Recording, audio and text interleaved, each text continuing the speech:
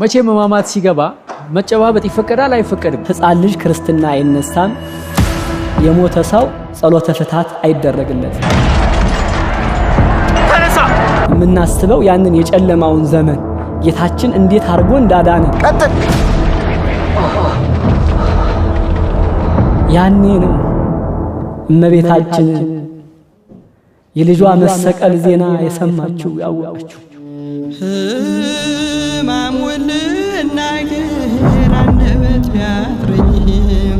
እኔን የፈጠሩ እጆች እንዴት ተቸነከሩ አለ ቅዱስ ገብርኤል።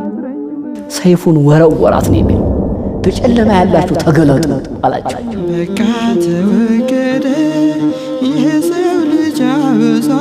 ጌታችንና መድኃኒታችን ኢየሱስ ክርስቶስ ከተቀበላቸው መከራዎች ጋር በተያያዘ እያንዳንዱ ሚስጥር ትርጉሙ ምንድነው የሚለውን ዶንኪ በጎን ሰብስክራይብ አድርጉና እንዲህ አይነት መንፈሳዊና በጎ ሐሳቦች ይድረሷችሁ። እስከ መጨረሻው አብራችሁን ቆዩ። ሕማማቱን በቂ ዕውቀት ይዛችሁ ትጀምሩታላችሁ። ወደ መምህር ዮሐንስ እየሄድኩ ነው። በስመ አብ ወወልድ ወመንፈስ ቅዱስ አሃዱ አምላክ አሜን።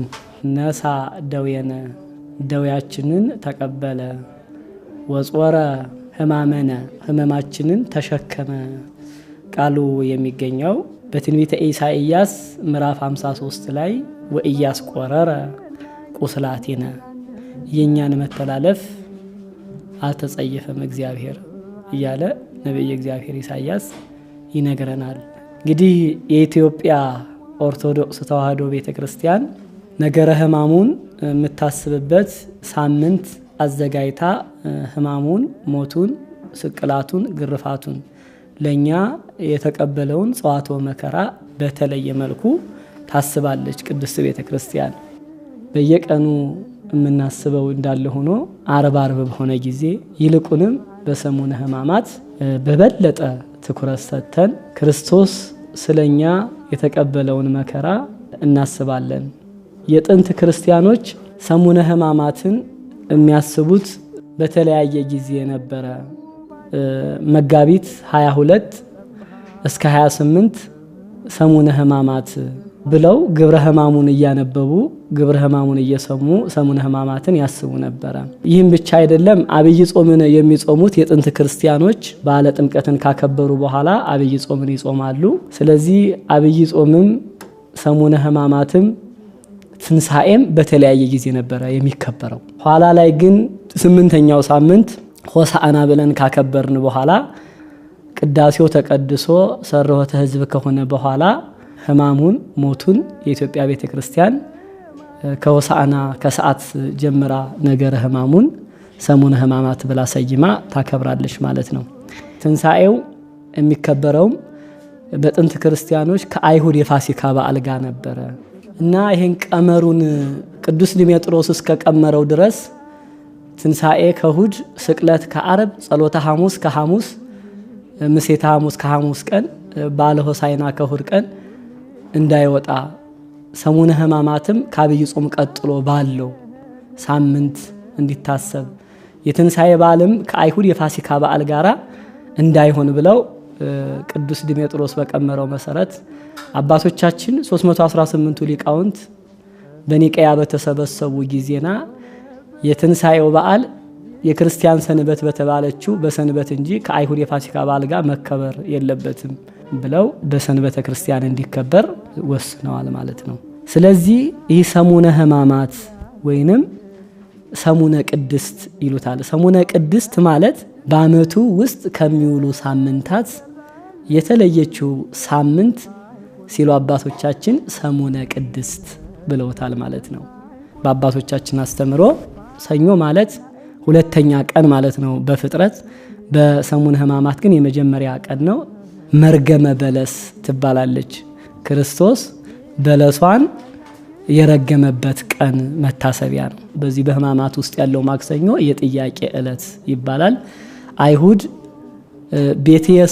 ቤተ ጸሎት ትሰመይ ብሎ በሆሳዕና ዕለት በአህያ ውርንጫ ተጭኖ ቤተ መቅደሱ ሲገባ ቤተ መቅደሱን የመሸጫ የመሻቀጫ የመለዋወጫ ቤት አድርገው ስለነበረ ቤቴ የጸሎት ቤት እንጂ የሸቀጥ ቤት አይደለም ብሎ ስላስወጣቸው በምን ስልጣንህ እነዚህን ታደርጋለህ ብለው አይሁድ ጠይቀውታል ጌታን።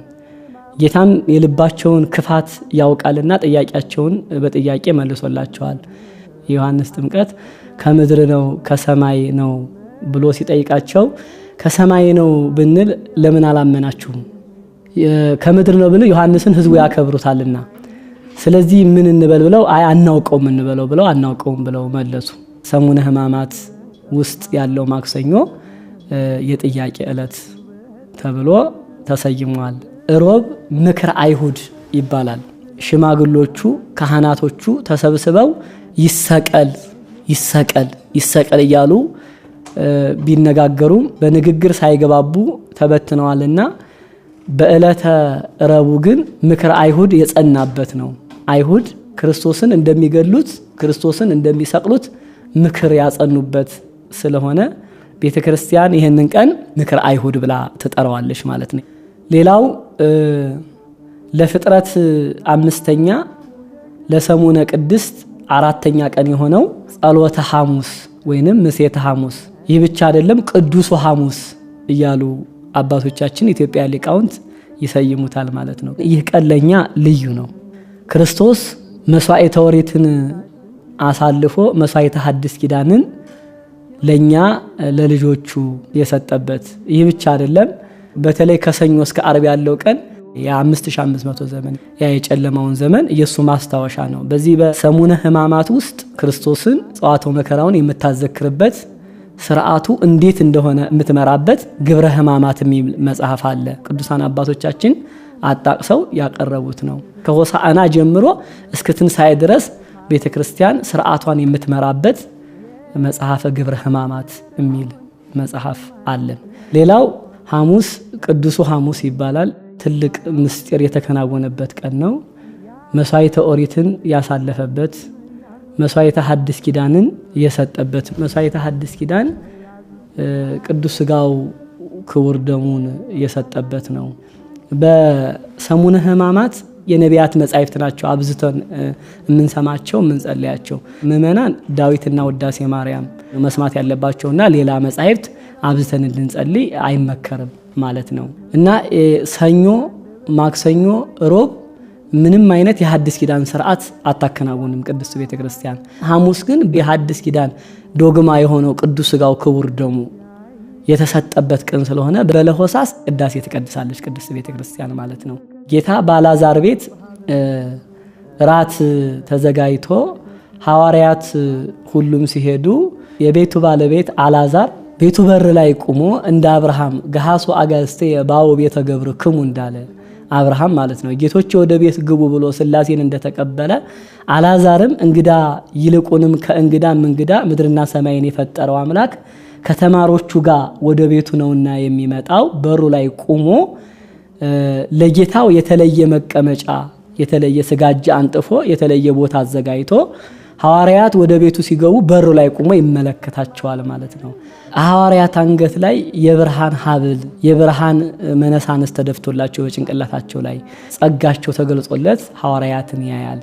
ሐዋርያት 11 ከገቡ በኋላ 12ኛው ይሁዳ ውሃ ሊጠጣ ወደ ኋላ ቀርቶ ነበርና ይሁዳ ሲመጣ ግን ይሁዳ አንገት ላይ እባብ ተጠምጥሞ ምላሱን አውጥቶ ያውለበለበ በጆሮው ምራቁን ሲተፋበስ ሲተነፍስበት ይልቁንም ክፉ ነገርን ሲነግረው ዋየ። አልዓዛር ደንግጦ በሩን ዘጋበት። አምላካችን ፈጣሪያችን ኢየሱስ ክርስቶስ በውስጥ ሆኖ አልዓዛርን ይሁዳን አስገባው ብሎታል። ለምን? ለሐዋርያት ከገለጠው ሚስጥር ቢለየኝ ነው የሸጥኩት እንዳይለው ማለት ነው። አንድም ይሁዳ ገብቶ ሚስጥር አይቷል። የቅዱስ ቁርባኑን ነገር ስጋዬን ብሉ ደሜን ጠጡ ሲባል አብሮ ከዛ ተሳትፏል። ቅዱስ ስጋውን በልቷል፣ ክቡር ደሙን ጠጥቷል። አንድ የእግዚአብሔር ነቢይ ሊያስተምር ሲሄድ ሌሎቹ እረኞች ከመቀመጫቸው ተነስተው ሲያከብሩት ይሁዳ ግን ትዕቢተኛ ስለሆነ ሳያከብረው ቀርቷል። የእግዚአብሔር ነቢይ ሲያስተምር ውሎ ማታም ሲመለስ ሌላዎቹ እረኞች ሌላዎቹ ሰዎች ሲነሱ የይሁዳ አባት ግን ሳይነሳለት ቀርቷል። ያ ነቢይ ትንቢት ተናግሯል። ይህ ሰው የሚወልደው ዘአቡሁ እልገቱ ዘእሙ ብእሲቱ ዘእግዚኡ ሴጡ ብሎ ትንቢት ተናግሯል። ከዚህ ሰው የሚወለደው አለ እንግዲህ ጌታውን የሚሸጥ አባቱን የሚሰልብ የሚገል እናቱን የሚያገባ ነው ብሎ ነብዩ ትንቢት ስለተናገረበት የመጨረሻው ዘግዚው ሲያጡ ያለው በምሴተ ሐሙስ ምሽት ላይ ተፈጽሞበታል ማለት ነው። እናቱንም አግብቷል። ከለታት አንድ ቀን ነብዩ የተናገረውን ነገር ሰምቶ ማታ ሄዶ ይሁዳ አባት ለይሁዳ እናት ነገራት። አንተስ ቢሆን አትነሳለትም አለችው። አይ አልተነሳሁለትም ማለት። ምን እናርግ ተባባሉ። በቃ ከዚህ በኋላ አንውለድ ተብለው ተመካከሩ። ከለታት አንድ ቀን በልቶ ጠጥቶ ፈቲው ተነሳበት። ፈቃዴን ፈጽሚልኝ አላት። ምን ነው? ያ የእግዚአብሔር ነብይ ትንቢት ተናግሯል። እናቱን የሚያገባ ልጅ ጌታውን የሚሸጥ አባቱን የሚገል ልጅ ተብሎ የለ አለችው። ግድ የለም ሳይቀርመን እንቀርመዋለን ብሎ የይሁዳ አባት ተገናኛት። የነቢያት ቃል እውነት ነውና ይህ ሁሉ ተከናውኖበታል። ይሁዳ ተወለደ። ከተወለደ በኋላ እናትና አባቱ ባህር ላይ ጣሉት። በባህር አሳስጋሪዎች አግኝተው ወደ ሌላ ሀገር ወስደው አሳድገውታል። ጸብን የሚወድ ሆኖ አደገ። ይሁዳ የአባቱ ሀገርና ተወልዶ ያደገበት ሀገር ጦርነት ገጠሙ። በጦርነቱ አባቱን አገኘው። አባቱን ሰልቦ ገሎታል። እናቱን ማርኮ አግብቷታል። ካገባት በኋላ የዚህ ሀገር ሰው ዘመድ አይልሁም ምሳ አለችው። እናቱ ማለት ነው። ባህር ተጥለህ የተገኘህ ነህ ይሉኛል አላት። በመቼ ዘመን አለችው። ዘመኑን ሲነግራት አንተ ጉደኛው ነህ ብላ እናቱ መሆኑን ነግረዋለች። እናቱን ግን አግብቷት ነበረ። በናዝሬት በገሊላ ኢየሱስ ክርስቶስ የሚባል ጌታ መጥቷል፣ ኃጢአት ያስተሰርያል ይቅር ይላል ብለዋል። ወደዛ እንሄድ ተባብለው ይሁዳም እናቱም ተነስተው ወደ ጌታ ወዳለበት ሄዱ። እሱን ኃጢአቱን ይቅር ብሎ ከ12ቱ ሐዋርያት ጌታ ጨምሮታል። እናቱንም ይቅር ብሎ ከ36ቱ ቅዱሳት አንስት እንዳንድ አድርጓታል ማለት ነው። ቅዱስ ሥጋውን ክቡር ደሙን ሐዋርያት ሲቀበሉ አብረው ተቀብሏል ማለት ነው። ኃጢአታቸውን ተናዘው በእምነት ይህ የተቆረሰው የፈጣሪ ኢየሱስ ክርስቶስ ቅዱስ ሥጋ ነው፣ ይህ የፈሰሰው በቀራንዮ የፈጣሪ ክቡር ደም ነው ብሎ ዛሬ የሚቀበለው የሐዋርያት አምኖ ንስሐ ገብቶ እግዚአብሔርን ይቅርታ ጠይቆ የሚቀበለው የሐዋርያት ምሳሌ ነው። ወይንም ደግሞ ይህም ብቻ አይደለም። ጌታ እንዲህ ብሏል፣ ከናንተ መካከል ለ30 ብር አሳልፎ የሚሸጠኝ አለ። ቅዱስ ጴጥሮስ ጌታ ሆይ ሐዋርያት ማን ነው? ቅዱስ ጴጥሮስ ሞትም ቢሆን ካንተ ጋር ነኝ ሲለው እውነት እውነት እልሃለሁ ዶሮ ሳይጮህ 3 ጊዜ ትክደኛለህ ብሎ በሐሙስ ማታ ነግሮታል ማለት ነው። ቅዱስ ሥጋውን ክቡር ደሙን ምስጢሩን ከገለጸላቸው በኋላ ይህ ነገ ስለናንተ የሚቆረሰው ሥጋዬ ነው ብሎ ንሱ ተቀበሉ ብሎ ጢሟጣሙሙ ይላል። ቆርቦ አቁርቧቸዋል። አንድም ለማስደፈር ነው። ሁለተኛም ደግሞ ምስጢሩ ዛሬ ካህናት ጌታ ሳይቆርብ ለሐዋርያት አቁርቧቸው ሳይቀበል አቀብሏቸው ቢሆን ኑሮ ካህናት አቀብለው አቁርበው ሳይቆርቡ እንዳይወጡ ለማድረግ ነው ጌታ ማለት ነው። ሕጉን ስርዓቱን ለማሳየት ነው። ማታ 3 ሰዓት በሆነ ጊዜ ይሁዳን ወዳሰብክበት ሂድ። አይሁድ ምክራቸውን ሲያጸኑ ይሁዳን 30 ብር ሰጥተውት ጌታን አሳልፎ እንደሚሰጣቸው ተዋውለው ነበር ማለት ነው። በሲመኑ ታገቦ ለወልደ እጓለ እመሕያው በመሳም አሳልፎ እንደሚሰጣቸው ከተነጋገረ በኋላ ልክ ሐሙስ ማታ ላይ ይሁዳ ጌታን አሳልፎ ለመሸጥ ወደ አይሁድ ሄዷል። ብሩ ንግስተ ሳባ ኢትዮጵያዊት ንግስት ነበረች። ንግስት ማክዳም ይላታል፣ አዜምም ይላታል። ወደ ሰለሞን ቤተ መንግስት ስትሄድ እዚህ እግሯ ላይ የበቀንድ የሚያህል ሸኮና ወጥቶባት ነበረ። ሰለሞን በእስክንድር ከገነት ያመጣው ዛፍ ነበረ። እሱም ሰሎሞን ቤተ መንግስቱ በር ላይ ያ እንጨት ወርቆ ይኖር ነበረ። ንግስት ማክዳ እዚህ ያ ሰኮና የሚያህለው የበቀንድ የሚያህለው ነገር ወደ ሰሎሞን ቤተ መንግስት ስትገባ ገንጥሎላት ስለገባ በደጅ የወደቀ እንጨት እንደዚህ አይነት ታምር ሰራልኝ ብላ ለሰሎሞን ስትነግረው ይህ እንጨትማ ሽልማት ይገባዋል ብለው ሰሎሞን 1 ብር ንግስተ ሳባ ኢትዮጵያዊት 1 ብር አውጥተው ለዛ ለእንጨት ሸልመውታል። ከሰሎሞን በኋላ ክርስቶስ ተሰቅሎ ዓለምን እስከሚያድን ድረስ 28 ነገስታት ነግሰዋል። 28ቱም ነገስታት ሲነግሱ ለዛ እንጨት 1 ብር እያዋጡ ሰጥተውታል። 28ቱ ነገስታት 28 ብር፣ የንግስተ ሳባ 29፣ የሰሎሞን 1 ብር 30 ብር። ያ ይሁዳ ከአይሁድ የተቀበለው 30 ብር ያ ነው ብለውም ይተርካሉ። ይህም አይደለም ታሪኩም ሌላ ነው ብለው የሚተርኩ ሊቃውንት አሉ። እና ያ ለ30 ብር አሳልፎ ጌታውን ይሁዳ ሽጦታል። ልክ ምሽት ሐሙስ ላይ ሐዋርያት እንዳይተኙ በፍጹም ትጋህ እንዲጸልዩ ጌታ ነገራቸው። ትግሁ ወጸልዩ ከመይተባው ውስተ መንሱት አላቸው። ወደ ፈተና እንዳትገቡ ተግታችሁ ጸልዩ አላቸው። ጌታ ሄዶ ጸልዮ ሲመለስ ሐዋርያት ተኝተዋል። ኋላ ላይ አይሁድ በችቦ መተው መምህራችን ኢየሱስ ክርስቶስ እሱ መሆኑን በመሳም እነግራችኋለሁ ስላለ በሲመኑ ታገቦ ለወልደ እጓለ እመሕያው በመሳም ጌታውን አሳልፎ ለ30 ብር ሽጧል። አይሁድም ጌታን ሐሙስ ማታ ይዘውታል። በሐና በየቀያፋ ግቢ ወስደው ሲደበድቡት አድረዋል። የግርፋቱ መከራው የወረደበት የጅራፍ ውርጅብኝ ማቾፉ በጌታ ላይ የተፈጸመበት ግፍ ፍጡር ገልጦት የማይጨርሰው ነው። የጌታ ጸዋቶ መከራ ሌሊት ፊቱን ሸፍነው ማነው ፊትህን የመታህ እስኪ አምላክ ከሆንክ እወቅ እያሉ ሲዘብቱበት አድረዋል። ለዓርብ ሌሊት ነጋ፣ ጎህ ቀደደ፣ ወጸቢሖ ተማከሩ ሊቃነ ካህናት። በነጋ ጊዜ ሊቃነ ካህናት እንዴት አድርገው መድኃኔ ዓለምን እንደሚሰቅሉት ተማከሩ። ከዛ ይዘውት ሄዱ። አገቱኒ ከለባት ብዙሃን ወሃዙኒ ማህበሮሙ ለእኩያን ይላል ዳዊት። ብዙ ውሾች ከበቡኝ አለ ዳዊት የተናገረውን ጌታ። ብዙ ውሾች ከበቡኝ ወአሃዙኒ ማህበሮሙ ለእኩያን የክፉዎች ማህበር ያዘኝ አለ ጌታ። ስለዚህ እየደፉ እያዳፉ እየመቱ እየገረፉ እያሰቃዩ መከራ እያጸኑ ምራቅ እየተፉ ወደ ጲላጦስ ወሰዱት። የጲላጦስ አደባባይ በ3 ሰዓት ደረሰ። በጲላጦስ አደባባይ ሆነው ይሰቀል ይሰቀል ይሰቀላሉ። ምንድነው አለ ጲላጦስ። የለም ሕጋችንን ሽሯል፣ በሰንበት ሙት አንስቷል፣ ለምጻም አንጽቷል፣ በዓል ሽሯል፣ ቤተ መቅደሱን አፍርሼ በ3 ቀን እሰራዋለሁ ብሏል ብለው አይሁድ ክሳቸውን ደረደሩ። መሞት የሚገባን እኛ ስንሆን እሱ ሊሰቀልልን ይሰቀል ይሰቀል ተባለ። መታመም መከራ መቀበል የሚገባን እኛ ኃጢያተኞች ስንሆን የኛን መከራ ተቀበለ። ለዚህ ነው ነብይ እግዚአብሔር ኢሳይያስ ነሳ ደዌነ ደዌያችንን ተቀበለ ወጾረ ሕማመነ አው ሕመማችንን ተሸከመ። ግፍኦም እግዚኦ ለለ ገፉኒ ገፉት መከራ ጸኑበት ደበደቡት። 6666 ግርፋት በሰውነቱ ላይ ያሳረፉበት። በኦሪት መጽሐፍ ላይ አይሁድ የሚሰቅሉትን አይገርፉትም፣ የሚገርፉት ደግሞ አይሰቀልም ማለት ነው። ስለዚህ ጲላጦስ 40 ገረፉት ብሎ ፈረደ። ለምን ቢባል ከገረፉት አይሰቅሉትም ብለው፣ እነሱ ግን ይሰቀላሉ።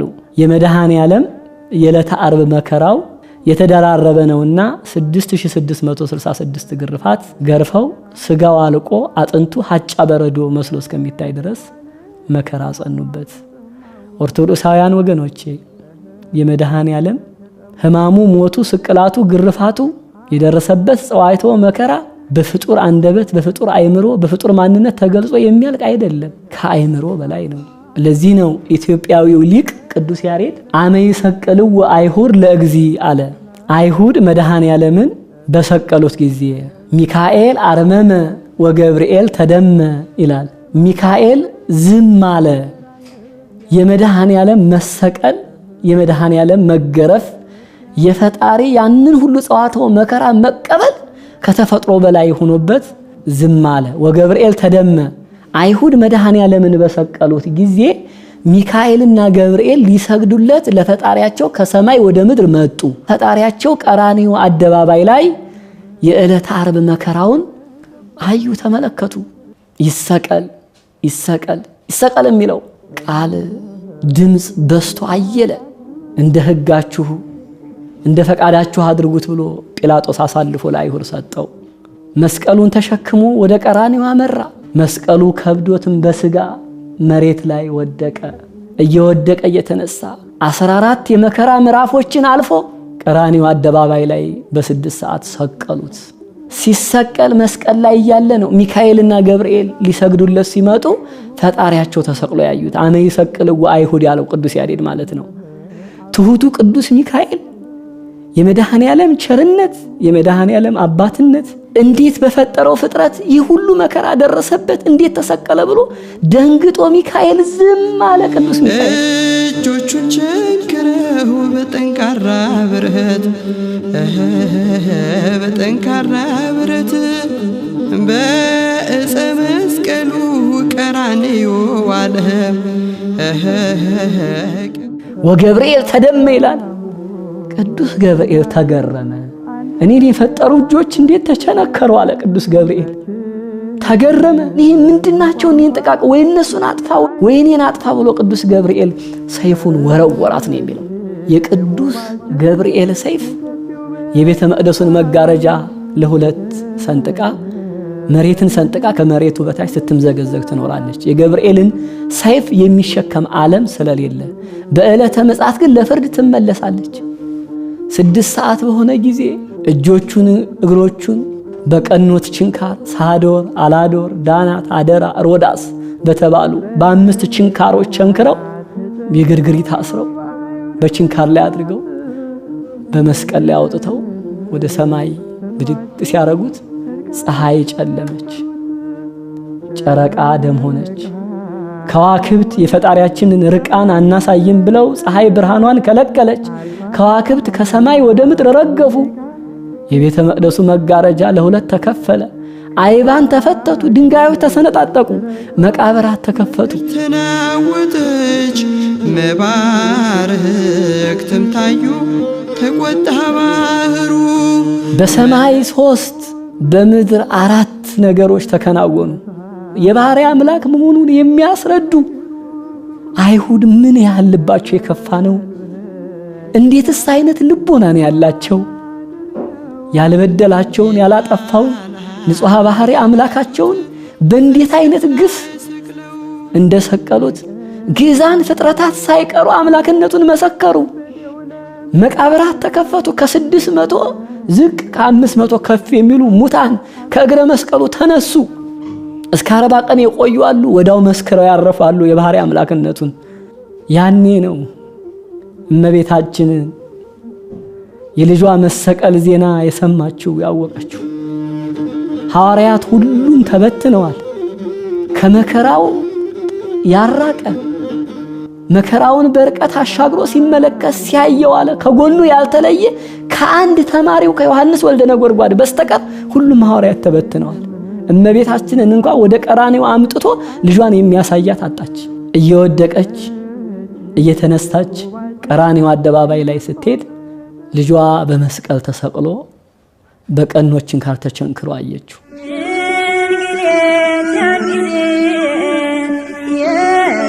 ምድርና ሰማይን የፈጠረው አምላክ በድንግልና ጸንሳ በድንግልና የወለደችው የድንግልና ጡት አጥብታ ያሳደገችው ልጇ ምንም ሳይበድል ቀራንዮ ላይ ተሰቅሎ አገኘችው። እመቤታችን ቀነውኒ እደውየ ወእገሪየ እጆቹን እግሮቹን ቸነከሩት የመድኃኔዓለምን። በ9 ሰዓት ወወደዩ ሐሞተ ውስተ መብልኤ ወአስተይዊኒ ብሄ አለጽምየ እንዳለ ነብይ እግዚአብሔር ቅዱስ ዳዊት ተጠማው ሲል ሐሞት ከርቤ ሆምጣጤ ጨምረው በሰፍነግ አድርገው ሰጡት። ቀምሶ ተፋው። ከጌታዬ ደመኝነት ጋር አልተባበርም ብሎ ተለይቶ የዋለ ሰው ነበረ። ጌታ ኢየሱስ ክርስቶስ እንዴት ሆነ ብሎ ሲጠይቅ አይሁድ ገረፉት፣ አሰቃዩት፣ ሰቀሉት። በመስቀል ተሰቅሎ ሞተ ብለው ነገሩት። ለንጊኖስ ይባላል። አንድ አይና ሰው ነው። አይሁድ ያኔ አዋጅ አሳውጀው ነበር፣ ሕግ አውጥተው ነበር። ከጌታ ደመኝነት ጌታ ሲሰቀል ጌታ ሲገረፍ በናዝሬቱ ኢየሱስ ክርስቶስ መከራ ያልተባበረ ሀብቱ ይወረስ፣ ቤቱ ይፍረስ፣ ይቃጠል፣ እሱ ይገደል ብለው አይሁድ አዋጅ አሳውጀው ነበርና ከሞተማ ብሎ ወደ ቀራንዮ በፈረስ ሂዶ ሲደርስ ጌታ መስቀል ላይ ሆኖ አገኘው ማለት ነው። አንድ አይናው ለንጊኖስ በጦር የጌታን ጎን ሲወጋው ከቀይ ጎኑ ደምና ውሃ ፈሰሰ። ደሙ ለመጠጣችን ውሃው ለጥምቀታችን ማየገቡ እንደ ለፊደል ሆኖ ስለወረደ መላእክት እጆቹ እግሮቹ በተቸነከሩበት ላይ ደም ይፈስስ ስለነበረ በብርሃን ጽዋ ተቀብለው ዓለምን የሚረጯት ነውና ለንጊኖስ ጎኑን ሲወጋው ደሙ ተፈናጥራ አይን የሌለችው ቦታ ላይ ብታርፍበት አይኑ በርቶለታል። የጥላትን አይን ያጠፉታል እንጂ ያበሩታልን? የባህርይ አምላክ ቢሆን አይደለም ብሎ ለንጊኖስ አምላክነቱን አምኗል። ይህ ብቻ አይደለም። ጌታ ሲሰቀል እድሜ ዘመናቸውን ሙሉ እጃቸውን በሰው ደም ነክረው የኖሩ ጥጦስና ዳክርስ የሚባሉ ሁለት ቀማኛዎች በዓለም ይኖሩ ነበር። የተነገረው ትንቢት የተነገረው ነገር ተፈጽሞባቸው በዕለተ ዓርብ ተይዘው ጌታ ሲሰቀል አምጥተው አንዱን በግራ አንዱን በቀኝ ሰቅለዋቸዋል። በግራ የተሰቀለው ዳክርስ ይባላል። በቀኝ የተሰቀለው ጥጦስ ይባላል። ኋላ ፈያታዊ ዘይማን ተብሏል።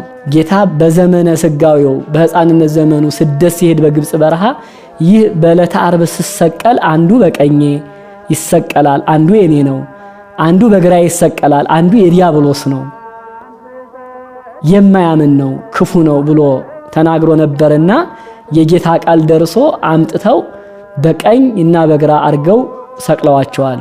በቀኝ የተሰቀለው እንዲህ አለ። በግብጽ በረሃ አንተኑ ተቀድሞ ለአዳም በወይአ ውስተ ገነት ከአዳም ቀርመህ ገነት ትገባለህ ብሎ ሕፃን ሆኖ ጌታ በግብጽ በረሃ የነገረውን ቃል አስታውሶ፣ ይህም ብቻ አይደለም፣ በሰማይ 3 ፀሐይ ስትጨልም ጨረቃ ደም ስትሆን ከዋክብት ሲረግፉ በምድር 4 መቃብር ሲከፈት ሙታን ሲነሱ አይባን ሲፈተቱ የቤተ መቅደሱ መጋረጃ ለሁለት ሲስተነጠቅ በምድር 4 በሰማይ 3 ታምራትን አይቶ አምላክነቱን ተረርቶ አንድም ቀራንዮ ላይ ተሰቅሎ ወደ ሰማይ ሲመለከት አምላክነቱ ተገልጦለት እንዲህ ብሏል። ተዘከረነ እግዚኦ በውስተ መንግሥትከ፣ ጌታዬ በመንግሥትህ በመጣህ ጊዜ አስበኝ ብሎ በቀኝ የተሰቀለው ጥጦስ ተጣራ። በግራ የተሰቀለው ዳክርስ ተሳደበ። እኔን በመንግስት በመጣ ጊዜ አድነኝ ትለዋለህ፣ እሱ አምላክ ቢሆን ራሱን ያድን አልነበረም? አንተ አለው በቀኝ የተሰቀለው ጌታህን አትፈራውምን? እኛ በበደላችን እጃችን በሰው ደም ነክረን ኑረን ሰው ስንገድል ስንዘርፍ ኑረን የበደላችንን ውጤት አግኝተናል። እሱ ግን ያልበደለ ያላጠፋ ንጹሕ ባህሪ አምላክ ነው። አምላክህን አትፈራውም ሲለው ጌታም ወደ ቀኝ ዘንበል አለ። ዮም ትሄሉ ምስሌ በውስተ ገነት አለው። ዛሬ በገነት ከኔ ጋር ትሆናለህ። አንተኑ ተቀድሞ ለአዳም በወይአ ውስተ ገነት ከአዳም ቀርመህ ገነት ትገባለህ ያለው ቃል የሚፈጸምለት ነውና ደማማይተሙን ይዞ ፈያታዊ ዘይማን ወደ ገነት አምርቷል ማለት ነው። ገነት በር ሲደርስ ገነትን የሚጠብቁ መላእክት ወደ ውስጥ ሸሹ። እሱ እየተከተላቸው ገባ። አንተ ማን ነህ አሉት። የፍጥረት መጀመሪያ የሆነው አዳም ነህ አሉት። አይደለሁም አላቸው። አንተ ባህር የከፈልከው ሙሴ ነህ ወይንም ወወፃ ምድረ ካራን ወወሃገረ ከነአን ታመነ አብርሃም በእግዚአብሔር የተባለ አርከ እግዚአብሔር የተባለ ከካራን ወጥቶ ከነአን የገባ ያ የእግዚአብሔር ሰው የተባለ አብርሃም ነህ አይሉት። አይደለሁም አለ። ኢሳይያስ ነህ ሆይ ኤልያስ ነህ ሆይ ብለው ከነቢያት ታላላቆቹን መላእክት እየጠሩ እነ ሱራፌል እነ ኪሩቤል ቢጠይቁት ዛሬ እኮ ምድርና ሰማይን የፈጠረው አምላክ ከሰማይ ወርዶ ፍጥረትን ወደ ቀደመ ርስቱ ወደ ቀደመ ክብሩ ሊመልስ እኔን ጸጋው አባትነቱ መሐሪነቱ ቸርነቱ በስቶልኝ በቸርነቱ ነው እንጂ እጄን በሰው ደም ነክሬ የኖርኩ ኃጢአተኛ ሰው ነኝ። ይቅር ያለኝ ዛሬ ነው። ፈጣሪያችን ኢየሱስ ክርስቶስም ወይቤ ተፈጸመ ኩሉ አለ። ሁሉም ተፈጸመ አለ። ነቢያት የተነበዩት ትንቢት የገቡት ሱባኤ የተናገሩት የትንቢት ቃል እንሁ ዛሬ ተፈጸመ። ቅድስት ነፍሱን ከቅዱስ ሥጋው በገዛ ስልጣኑ ለያት።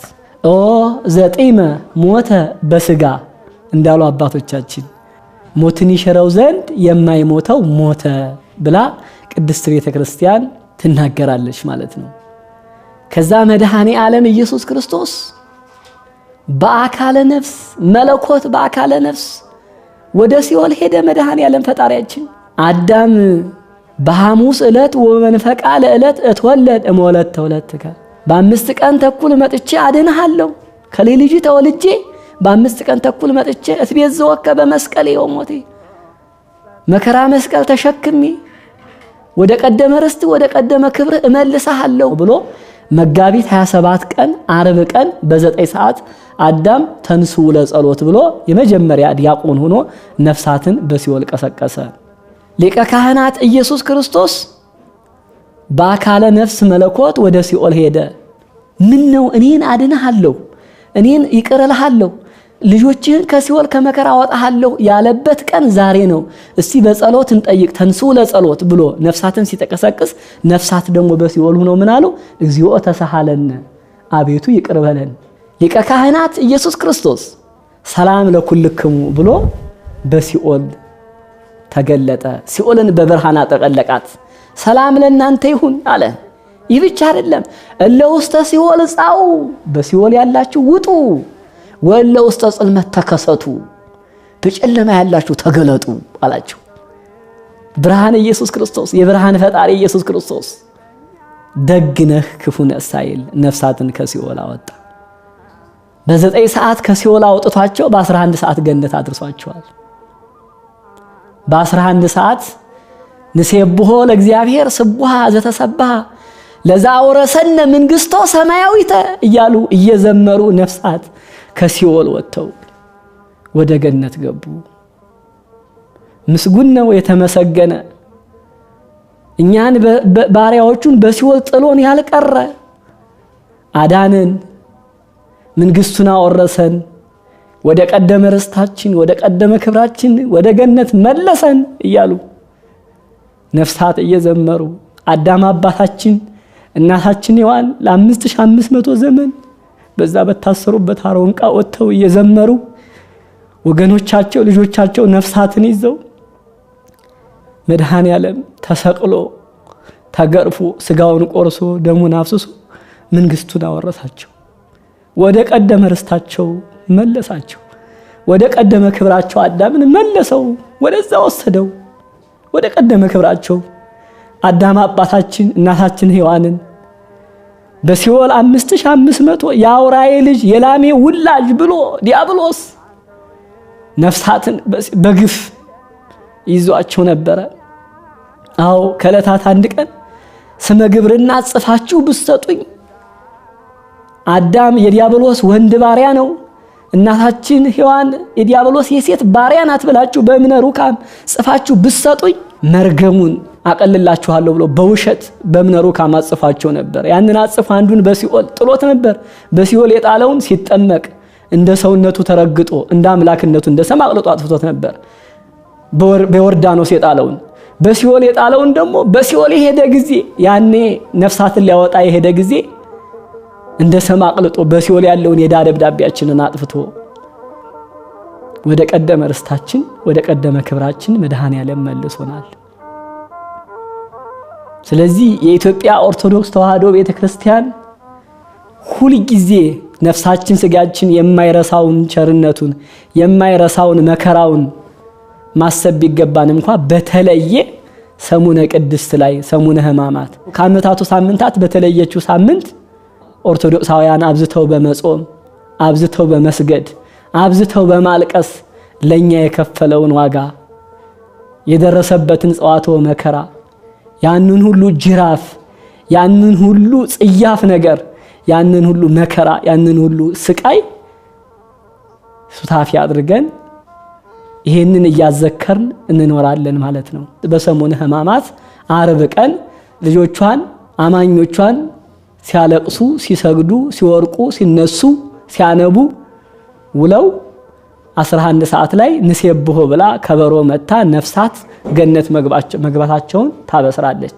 አንዴ ኑዛዜ ይሰጣል። በዛ ወቅት ጌታችን ነፍሳትን ወደ ገነት ያስገባ በኋላ በ11 ሰዓት ዮሴፍና ኒቆዲሞስ አይሁድ በጌታ የደረሰበት ይደርስብናል ሳይሉ በእምነት ሄደው ጲላጦስ ፊት ቆመው ጌታቸውን ከመስቀል አውርደው እንዲቀብሩት ለመኑ።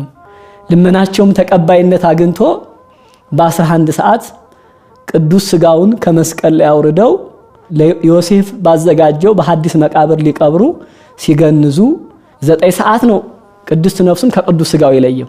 11 ሰዓት ላይ ዮሴፍና ኒቆዲሞስ ሲገንዙት ግልጥ አለባቸውና ደነገጡ፣ እንደ ቅጠል እርግፍ አሉ። ምን ነው ፈጣሪያችን ምን አጠፋን?